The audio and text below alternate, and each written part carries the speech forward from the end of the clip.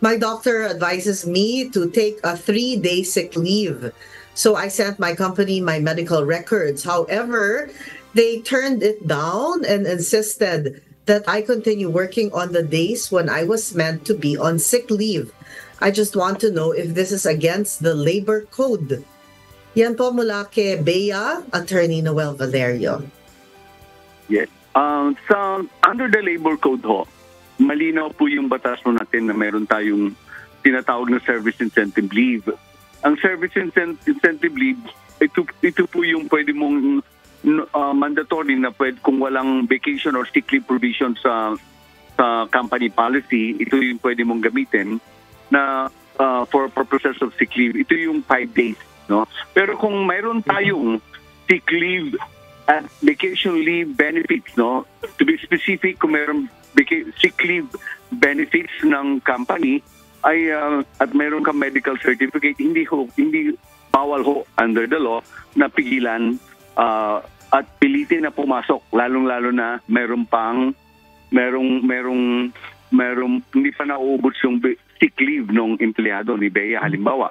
Pero kung ubos na ho, no? Ubos na ho yung sick leave at wala namang magagawa dahil talagang nagkasakit yung tao, si Bea, ay pwede siyang mag-apply ng sick leave, pero dito na yung i-apply na ina-apply yung no work no pay. Kasi yung unang sinabi kong situation, may sick leave yung company at ina-apply mo doon, that is with pay. Ngayon, kung walang ubos na yung sick leave mo at nag-apply ka pa rin dahil talagang may sakit ka, no work, no pay. Wala kang marireceive na compensation. So, ang tanong, ano ba sinasabi ng labor code dyan? Pwede ka ba bang pigilan at pilitin na pumasok? Mahina ka. You will not be efficient and fruitful and productive as employee. Kung ako may-ari ng company, ba't ko papapasukin yung isang empleyado na may sakit? Ang objective ko bilang employer ay maging productive at efficient yung empleyado.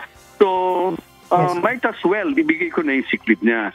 So, normally, pwedeng, ano ba remedy mo pag ayaw ibigay, pwede kang pumunta ng DOLE at isang guni ito at pwedeng bigyan ng warning yung employer na hindi po pwedeng basta-basta pigilan, i-deny yung sick leave ng isang empleyado, lalong-lalo na kung mayroong medical certificate.